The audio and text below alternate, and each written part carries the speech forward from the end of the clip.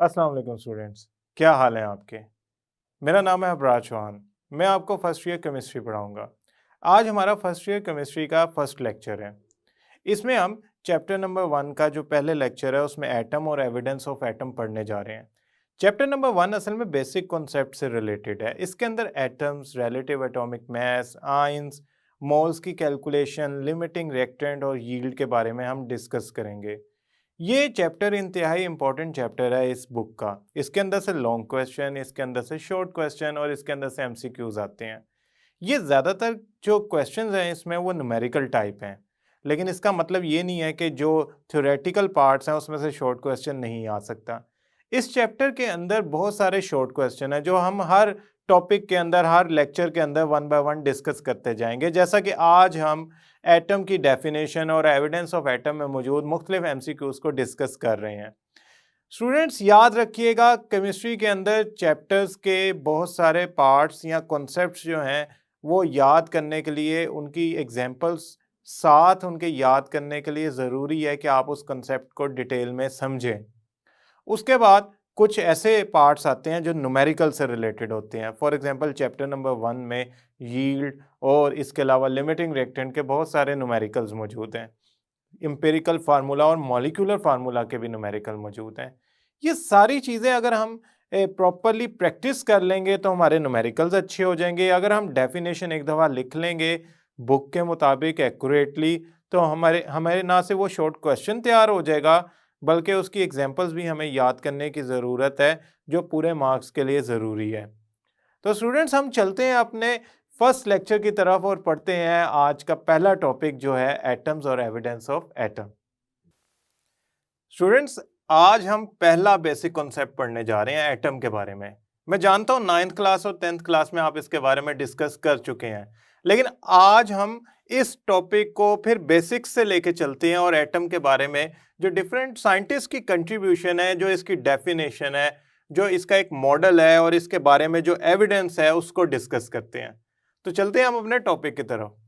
सबसे पहली बात तो यह है कि हमारे इर्द गिर्द ऐसी चीज़ें जो जगह घेरती हैं, जिनका वॉल्यूम होता है, हम उन्हें मैटर कहते हैं, उनका मैस होता है। फॉर एग्जांपल ये मार्कर मैटर हैं क्योंकि ये स्पेस भी ऑक्यूपाई कर रहे हैं, इनका मैस भी है। आप जिस चेयर पे बैठकर ये लेक्चर सुन रहे हैं वो चेयर और आप खुद मैटर हैं क्योंकि आप भी जगह घेर रहे हैं और आपका एक मैस भी है, सेम फॉर द चेयर। इसी तरह हमारे इर्द गिर्द बहुत सारी चीजें मैटर हैं। साइंटिस्ट ये सोचते थे कि ये जो हमारे इर्द गिर्द मैटर है, इसको अगर हम ब्रेक डाउन करते जाएं तो ये एक ऐसे पार्टिकल तक पहुंच जाएंगे जिसे फर्दर ब्रेक डाउन नहीं किया जा सकता। उसको उन्होंने एटम का नाम दिया। ग्रीक फिलोसोफर थे डेमोक्रिटस। ही सेज कि जो ये सबसे छोटा पार्टिकल आया है हमारे पास, इसको उन्होंने कहा एटोमॉस। एटोमॉस एक्चुअली एक ऐसा वर्ड है जिसका मतलब है इनडिविजिबल, इनडिविजिबल, अनकटेबल, जिसे फर्दर कट नहीं किया जा सकता, छोटे हिस्से में तब्दील नहीं किया जा सकता, जिसे फर्दर डिवाइड नहीं किया जा सकता। So atom is something which can not be divided further. हाँ, मैं जानता हूं आपके ज़हन में फौरन एक ख्याल आया होगा, ऐसा तो नहीं है। मैं बात मॉडर्न साइंटिफिक इन्वेंशंस, डिस्कवरीज की नहीं कर रहा, मैं 400 BC पुरानी बात कर रहा हूं। तब ना इतने सोफिस्टिकेटेड इंस्ट्रूमेंट्स थे, ना इतनी डिस्कवरीज हुई थी, ना ही साइंटिस्ट की इतनी ज़्यादा कंट्रीब्यूशन के ज़रिए हम जो एटम का आज हमारे पास स्ट्रक्चर है उसको डिस्कवर कर पाए थे। तो at that time it was indivisible. Okay, ये बहुत पुरानी बात है। साइंटिस्ट ने एटम्स पे डिफरेंट एक्सपेरिमेंट शुरू किए, उसका एनालिसिस शुरू किया, तो उनको पता लगा जो मैटर है it is made up of different type of atoms. हमने 17th सेंचुरी तक बहुत सारी मैटर्स को स्टडी किया तो पता लगा वो डिफरेंट किस्म के एटम से मिलकर बनी होती हैं। यही वजह है कि उनकी प्रॉपर्टीज एक दूसरे से डिफरेंट होती हैं। मसलन कार्बन एटम से मिलकर बने हुए hydrocarbon should have different properties from water, because water is not made up of carbon, it is actually made up of hydrogen and oxygen. So यहाँ पे एक बात तो कंफर्म हो गई कि मैटर में एक छोटा पार्टिकल होता है जो किसी ना किसी तरह कंबाइन करके, मिलकर, केमिकली रिएक्ट करके कंपाउंड्स बनाता है या मैटर बनाता है जिनकी प्रॉपर्टीज एक दूसरे से डिफरेंट होती हैं। John Dalton was English school teacher, he was a scientist, he gave his atomic theory. उन्होंने कहा भाई एटम के बारे में मैं बताता हूँ। उन्होंने कहा एटम एक इनडिविजिबल पार्टिकल है। डेमोक्रेटस की जो बात है उनको उसको अपहोल्ड किया। उन्होंने कहा हाँ जी इंडिविजिबल पार्टिकल है, ये हार्ड एंड स्फेरिकल शेप का है, जैसा कि मैं आपको पिक्चर में दिखा रहा हूं। ये थ्योरी भी क्लासिकल थ्योरी है, ये रिजेक्ट हो चुकी है क्योंकि एटम इंडिविजिबल भी नहीं है।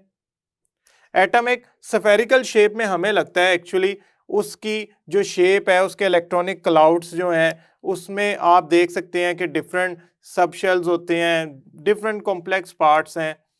तीसरी बात यह है कि जो एटम है उसके सेंटर में न्यूक्लियस होता है, जिसके बारे में John Dalton did not tell anything. So scientist अपने मुताबिक, अपने दौर के मुताबिक उसमें कंट्रीब्यूशन करते गए और एटम का जो मॉडल है वो रिफाइन होता गया, रिफाइन होता गया, रिफाइन होता गया, और आज हमारे सामने एक स्टैंडर्ड एटम की जो कॉम्प्लेक्स शेप है जिसके अंदर इलेक्ट्रॉन रिवॉल्व कर रहे हैं, न्यूक्लियस है, वो हमारे सामने है। हम उस पर बाद में चलते हैं, जरा हम एटम की डेफिनेशन की तरफ पहले चलें। एटम जो है वो स्मॉलेस्ट पार्टिकल है एलिमेंट का। Atom is the smallest particle of element. For example hydrogen element का जो एटम है हाइड्रोजन, ये डिफरेंट होगा फ्रॉम कार्बन एलिमेंट के जो सबसे छोटा पार्टिकल एटम है उससे। सो इसका मतलब ये हो गया कि हर एलिमेंट का जो एटम है, पहली बात है उसका छोटा पार्टिकल कहलाएगा, उसका यूनिट कहलाएगा। दूसरी बात, it takes part in chemical reaction, ये रिएक्शंस में हिस्सा लेता है।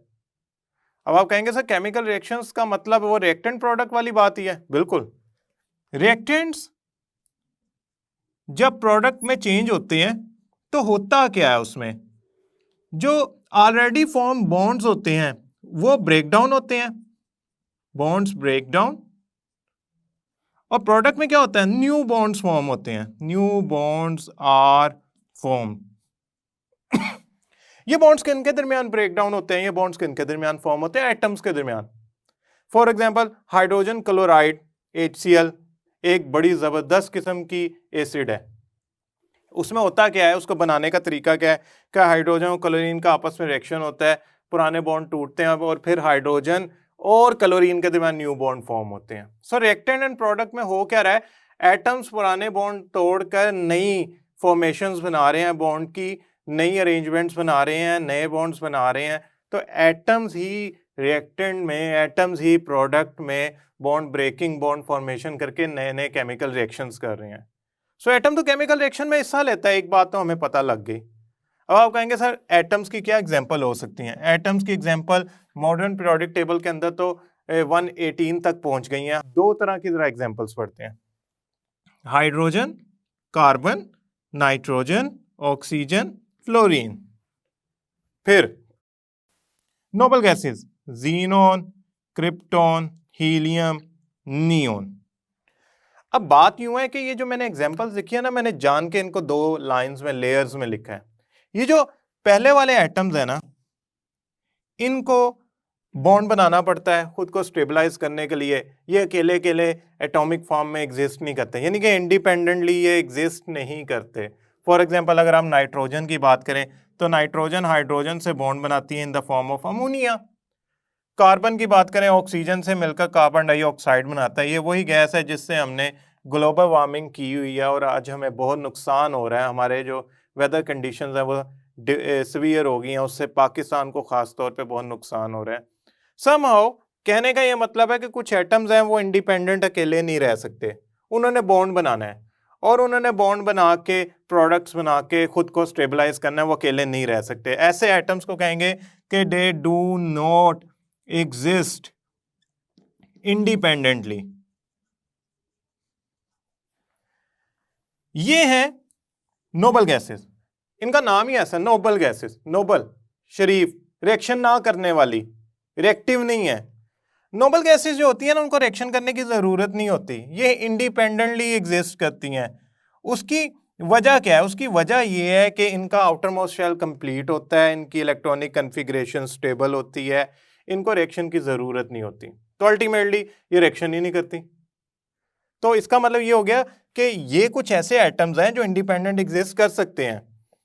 सो हम ये जो हमारी डेफिनेशन है इसके अंदर एक छोटी सी बात ऐड कर लेते हैं, यानी कि सेकंड डेफिनेशन की तरह इसको बना लेते हैं कि smallest particle of element which may or may not exist independently. तो स्टूडेंट्स, हम नेक्स्ट पार्ट पे जाने से पहले थोड़ा सा इसको एक दफा दोबारा कर लेते हैं कि एलिमेंट का सबसे छोटा जो पार्टिकल होता है वो एटम होता है, और ये इंडिपेंडेंट एग्जिस्ट कर भी सकता है, नहीं भी कर सकता। नोबल गैसेस करती हैं, बाकी कोई एटम जो है इंडिपेंडेंटली एग्जिस्ट नहीं करता। नाउ हम थोड़ी सी एनिमेशन में जो ब्रीफ सी हिस्ट्री है एटम की उसको डिस्कस कर लेते हैं, फिर हम आगे चलते हैं। ये आपके सामने जो एक बहुत छोटा पार्टिकल जो ब्रिक को ब्रेक डाउन करने के बाद आया था, दैट वाज एक्चुअली एटमॉस। और ये हमारा ख्याल था कि ये एटमॉस या एटम जो है ये फर्दर डिवाइड नहीं हो सकता। बाद में जॉन डाल्टन ने जो थ्योरी पेश की उसके मुताबिक भी ये एटम जो है एक हार्ड डेंस स्फीयर है। लेकिन रदरफोर्ड का जो एटॉमिक मॉडल है उसमें न्यूक्लियस डिस्कवर हो गया। इसका मतलब एटम के सेंटर में हैवी पार्ट है, बाकी वो खाली जगह सी है उसके इर्द गिर्द, और वो जो खाली जगह है उसमें इलेक्ट्रॉन्स घूम रहे हैं न्यूक्लियस के इर्द गिर्द। Later on Bohr atomic model आया, उसमें पता लगा कि ये जो इलेक्ट्रॉन है ये एक स्पेसिफिक एरिया या स्पेसिफिक जगह शेल में घूम रहे हैं न्यूक्लियस के इर्द गिर्द। ये रैंडमली कहीं भी मूव नहीं कर सकते, इनकी एक खास एनर्जी होती है। अनटिल अनलेस वो एनर्जी चेंज ना हो ये अपनी जगह को नहीं छोड़ते, ये उसी दायरे में उसी शेल में घूमते रहते हैं। उसके बाद हमारे पास डिफरेंट मॉडल्स आते गए जिससे एटम के कॉम्प्लेक्स स्ट्रक्चर को फर्दर रिफाइन करते गए। ये जो अब आपको पिक्चर नजर आ रही है स्कैनिंग टनलिंग माइक्रोस्कोप की है, STM की है। इसमें हम ये एटम्स की जो इमेज देख रहे हैं ये मोस्ट रिफाइंड पिक्चर है। इसमें आपको ऐसे लग रहा होगा जिस तरह एक छोटा सा क्लाउड है, ये असल में इलेक्ट्रॉन्स होते हैं जो न्यूक्लियस के इर्द गिर्द मूव कर रहे होते हैं। स्टूडेंट्स याद रखिएगा, इस सारी एनिमेशन को दिखाने का मतलब ये है कि एटम जो है जब उसके बारे में स्टार्ट में फिलोसफी में डिस्कशन स्टार्ट हुई, देन साइंटिफिक डिस्कवरीज होती गई और डिफरेंट टेक्निक्स इन्वेंट होती गई, तो एटम का स्ट्रक्चर बेहतर से बेहतर हमारे सामने आता गया। और अल्टीमेटली आज जो हम पढ़ रहे हैं उसके अंदर होता क्या है कि एटम के सेंटर में न्यूक्लियस होता है जिसके अंदर प्रोटॉन्स होते हैं, और उसके इर्द गिर्द न्यूक्लियस के इर्द गिर्द इलेक्ट्रॉन्स मूव कर रहे होते हैं। अगर आप IUPAC यानी कि international union of pure and applied chemistry उसकी गोल्ड बुक पढ़ेंगे जिसमें सारी टर्मिनोलॉजीज गिवन है और एटम की डेफिनेशन पढ़ेंगे, तो ये पार्टिकल ऑफ एलिमेंट के अलावा उन्होंने ये भी लिखा हुआ है कि इसके सेंटर में न्यूक्लियस होता है जिसमें मैस होता है एटम का, और उसके इर्द गिर्द नंबर ऑफ इलेक्ट्रॉन्स घूम रहे होते हैं जो एटम के साइज को डिफाइन करते हैं। तो एटम के अंदर ऐसा नहीं है कि कोई एक ऐसी स्पीशीज है जिसके अंदर फर्दर कोई पार्ट्स नहीं है, ये तो हमें पता लग गया। मसलन J.J. Thomson was a scientist who discovered electron, तो हमें पता लगा कि एटम जो है इसके अंदर तो डिफरेंट पार्टिकल्स मौजूद हैं। उन पार्टिकल्स को जो एटम के अंदर मौजूद होते हैं उनको कहते हैं सब एटॉमिक पार्टिकल्स। इसका मतलब ये जो हमारी सोच थी कि एटम से छोटी कोई चीज नहीं है, यस देयर आर सब एटॉमिक पार्टिकल्स। सब एटॉमिक पार्टिकल्स में 3 ऐसे पार्टिकल्स हैं जिनको हम फंडामेंटल पार्टिकल्स कहते हैं, जो मैं डिस्कस करने जा रहा था आपसे। उन फंडामेंटल पार्टिकल्स में मेरे पास हैं electrons, protons and neutrons. Students ये जो 3 मैंने E नेगेटिव लिखा है इसका मतलब है इलेक्ट्रॉन वो जो शेल्स के अंदर मूव कर रहा होता है, ये इलेक्ट्रॉन है, और ये जिसमें मूव कर रहा है वो हिस्सा शेल कहलाता है। प्रोटॉन न्यूक्लियस में होता है, दैट इज वाई न्यूक्लियस पे जो पॉजिटिव चार्ज होता है वो इस प्रोटॉन की वजह से होता है। न्यूट्रॉन भी न्यूक्लियस में पाए जाते हैं। इन दोनों को मैं मिलाकर न्यूक्लियॉन्स भी कहता हूं। इनकी वजह से एटम का मैस बन रहा होता है। फॉर एग्जाम्पल अगर मैं कहूँ इस एटम का मैस कंसंट्रेटेड का है तो आप कहेंगे सेंटर में है, उसकी वजह कि proton and neutron are bigger particle as compare to electron, और जो एटम का मैस होता है वो न्यूक्लियस में कंसिडर किया जाता है, इलेक्ट्रॉन में नहीं कंसिडर किया जाता। एक एटम इलेक्ट्रिकली न्यूट्रल होता है अनटिल अनलेस वो इलेक्ट्रॉन गेन या लूज ना करे। ये हमारा नेक्स्ट टॉपिक है जिसमें हम पढ़ेंगे आयंस के बारे में कि जब वो इलेक्ट्रॉन लूज या गेन करता है तो वो कैसे चार्ज में कन्वर्ट होता है, आयन में कन्वर्ट होता है। समहाउ ये इसका न्यूक्लियस है और ये शेल है जिसमें इलेक्ट्रॉन रिवॉल्व कर रहा है। आप कहेंगे सर ये क्या एरिया है? ये जो एरिया है ये वाला, ये खाली जगह है। अब डाल्टन के मुताबिक तो ऐसा पॉसिबल ही नहीं था, लेकिन somehow this is an empty space. अब न्यूक्लियस के सेंटर से आउटर मोस्ट शेल तक का सबसे बाहर वाले शेल, अगर बहुत सारे शेल हैं तो सबसे बाहर वाले शेल तक का फासला रेडियस कहलाता है। रेडियस जिस एटम का जितना ज्यादा होगा वो उतने लार्ज साइज का एटम होगा। ये एटम के मुतालिक जो थ्योरी थी, इसमें जैसे जैसे रिफाइनिंग होती जा रही है हम एटम की मुख्तलिफ डिटेल्स पता लगती जा रही हैं। स्टूडेंट्स, एटम को यूजुअली सिंबल से शो किया जाता है। जॉन बर्जीलियस ने सिस्टम डिवाइस किया था सिंबल्स का। उन्होंने बहुत सारे एटॉमिक मैसेज भी फाइंड किए थे। फॉर एग्जांपल हाइड्रोजन एलिमेंट का जो एटम है हाइड्रोजन, अगर मैं उसकी बात करूं तो उसका सिंबल है H। इसका एटॉमिक नंबर 1 और एटॉमिक मास भी 1 होता है। इसका मतलब ये है कि इसके अंदर जो एटॉमिक नंबर से मेरी मुराद है वो नंबर ऑफ प्रोटॉन्स है, और यहाँ पे मेरे मुराद मैस है, और मैस एटॉमिक मैस से मतलब ये है मेरा, या एटॉमिक मैस नंबर से मेरा मतलब ये है कि उसके न्यूक्लियस में मौजूद पार्टिकल, यानी कि प्रोटॉन प्लस न्यूट्रॉन। हाइड्रोजन के जो पहला आइसोटोप है प्रोटियम, उसमें न्यूक्लियस के अंदर न्यूट्रॉन नहीं होता। That's why it has the same atomic number and same mass. Students याद रखिएगा, ये एक बेसिक इंफॉर्मेशन है एटम की। आपको जो शॉर्ट क्वेश्चन आएगा वो सिर्फ डेफिनेशन आएगी, और उस डेफिनेशन में आपने ये भी बताना है कि इसकी एग्जांपल क्या है, और ये इंडिपेंडेंटली एग्जिस्ट कर भी सकते हैं कि नहीं कर सकते। ये सारी इंफॉर्मेशन जो है ये आपके थ्योरेटिकल कॉन्सेप्ट्स को क्लियर करने के लिए बहुत ज़रूरी है। डेट्स वाई मैं इसको एक्सप्लेन कर रहा हूँ। अब बात यूं है कि हम चलते हैं सेकंड टॉपिक की तरफ, लेकिन उससे पहले मैं आपसे एक सवाल पूछना चाहता हूं कि मैं इतनी एटम की डिटेल इतनी क्लैरिटी से कैसे बता रहा हूं। क्या एटम मैंने देख लिया? यकीनन अभी जो मैंने स्कैनिंग टनलिंग माइक्रोस्कोप की इमेज दिखाई थी उसमें मैंने आपको एटम दिखाया था। ये तो आज की बात है ना। इससे पहले जो साइंटिस्ट, मतलब 1808 में जो जॉन डाल्टन ने एटॉमिक थ्योरी के मुतालिक अपनी डिस्क्रिप्शन दी थी, वो कई 100 साल पहले की बात है। और डेमोक्रिटस वगैरह ने, जो फिलोसफर थे ग्रीक, उन्होंने अपनी जो थ्योरीज पेश की थी, उनके पास तो एविडेंस नहीं था कि एटम है। Evidence, proof, confirmation of atom करने के लिए जरा हम दो बातें पहले समझते हैं, फिर हम देखते हैं कि आखिर क्या वजह थी कि एटम आज के दौर में मॉडर्न इक्विपमेंट से हमें फाइंड हुआ है, उसका प्रूफ मिला है, उससे पहले क्यों नहीं मिला। अगर आप फॉर एग्जांपल किसी चीज को देखना चाहते हैं तो आप यूज करते हैं microscope, ordinary microscope. Ordinary microscope में आप वाइट लाइट यूज करते हैं। वाइट लाइट जो होती है ना, उसमें जो वेवलेंथ होती है वो लगभग 500 नैनोमीटर की होती है। जब हम किसी चीज को देखना चाहते हैं ना, फॉर एग्जांपल ये एक आंख है और ये इस ऑब्जेक्ट को देखना चाहती है, तो ये तभी मुझे नजर आएगा जब लाइट इसे टकरा कर मेरी आंख तक पहुंचेगी। अगर ये लाइट इससे नहीं टकरा पाती, या ये पार्टिकल इस लाइट के अंदर मौजूद जो वेवलेंथ है उससे छोटा है, तो ऐसे ही है जैसे ये इसको ऊपर से टाप गई है, ये इससे टकरा के वापस नहीं आ सकी। फॉर एग्जांपल मेरे रास्ते में कोई रेत का जर्रा रख दे तो मुझे इससे कोई फर्क नहीं पड़ेगा, मैं उसे रिफ्लेक्ट बैक नहीं होऊंगा, टकरा के वापस नहीं आऊंगा। तो अगर तो ये लाइट इसे टकरा के वापस आ गई है तो मेरी आंख में उसकी इमेज बनेगी, मुझे वो स्पीशीज नजर आएगी। हम यूजुअली ऑर्डिनरी माइक्रोस्कोप से जो स्पीशीज देख सकते हैं वो 500 नैनोमीटर के अराउंड होती है, इससे छोटी नहीं देख सकते। एटम का जो साइज होता है वो 20वीं सेंचुरी में जो एक्सरे एनालिसिस किए गए उससे पता लगा कि एटम का जो साइज है, डायामीटर है, वो 0.2 नैनोमीटर के अराउंड है डिफरेंट एटम्स का। मैं एवरेज वैल्यू ले रहा हूँ, किसी स्पेसिफिक नहीं बात कर रहा। हर एटम का साइज डिफरेंट होता है क्योंकि हर एटम का रेडियस डिफरेंट होता है, उसकी वजह उसके न्यूक्लियस से आउटरमोस्ट शेल तक का फासला डिफरेंट होता है। सो ये वैल्यू और जो माइक्रोस्कोप लाइट यूज कर रही है, ऑर्डिनरी वाइट लाइट, उसके फोटोन की जो वेव बना के चल रहा है, जो वेवलेंथ है, वो बहुत फर्क है। ये तो उसके सामने कुछ भी नहीं है।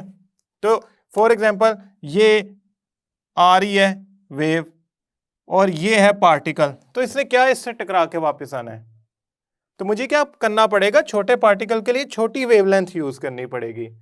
तो मैंने क्या किया, ऑर्डिनरी माइक्रोस्कोप का कॉन्सेप्ट एटम को देखने के लिए अप्लाई नहीं किया। मैंने क्या किया, ऑर्डिनरी लाइट की बजाय इलेक्ट्रॉन बीम यूज की मैग्नीफाई करने के लिए, ताकि मैं एटम को देख तो सकूं, आइडिया तो लगा सकूं ये है क्या। मैंने इलेक्ट्रॉन माइक्रोस्कोप के जरिए ग्रेफाइट के एक सैंपल को मैग्नीफाई किया 15 मिलियन टाइम्स। तो मुझे पता लगा कि उसके अंदर कार्बन की लेयर्स हैं। समहाउ इलेक्ट्रॉन माइक्रोस्कोप में छोटी वेवलेंथ यानी कि इलेक्ट्रॉन बीम यूज करके हमने ग्रेफाइट को जब 15 मिलियन टाइम एक्सपेंड किया तो हमें एटम की एक रफ सी पिक्चर नजर आ गई। अब हम आगे चलते हैं।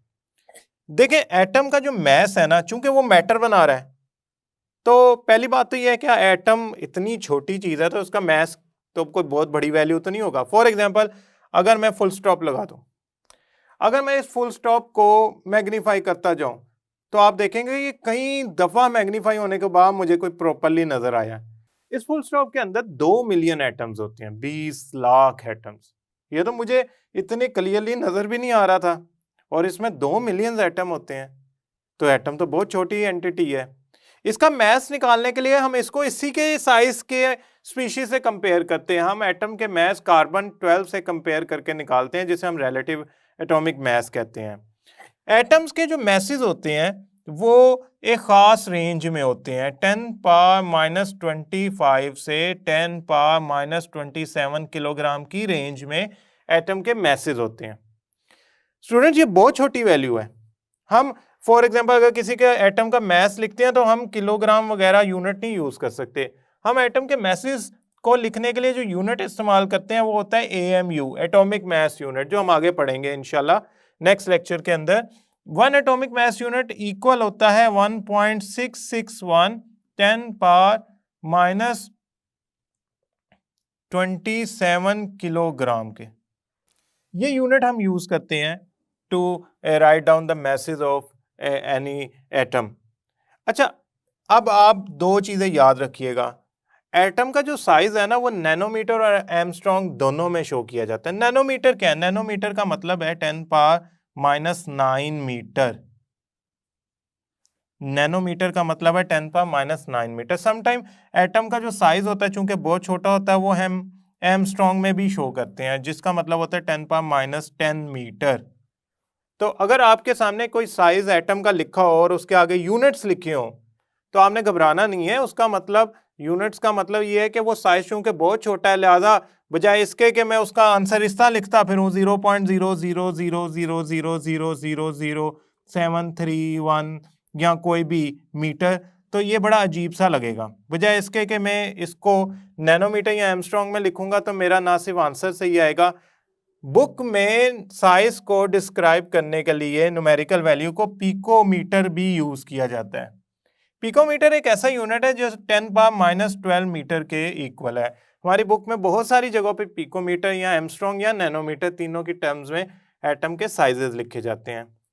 तो पहली बात तो यूं है कि हमने एविडेंस ऑफ एटम को प्रूव किया कि हमारे पास एविडेंस है। हमने जब इलेक्ट्रॉन माइक्रोस्कोप यूज की तो हमें आइडिया हुआ कि ऑर्डिनरी माइक्रोस्कोप में यूज होने वाली लाइट इस काबिल नहीं थी कि वो एटम को दिखा सके। तो हमने इलेक्ट्रॉन बीम यूज की जिससे हमें वो नजर आया एटम, और उस एटम के साइज छोटा होने की वजह से वो जब डिस्कवर हुआ उस पर डिफरेंट हमने एक्सपेरिमेंट्स किए, तो उसके बावजूद हम ये कह सकते हैं कि एटम के अंदर भी छोटे पार्टिकल मौजूद होते हैं जिन्हें सब एटॉमिक पार्टिकल्स कहते हैं। ये 100 से ज्यादा डिस्कवर हो चुके हैं। स्टेबल है या अनस्टेबल वो एक अलग बहस है, लेकिन हमारे काम के 3 फंडामेंटल पार्टिकल हैं, इलेक्ट्रॉन, प्रोटॉन एंड न्यूट्रॉन।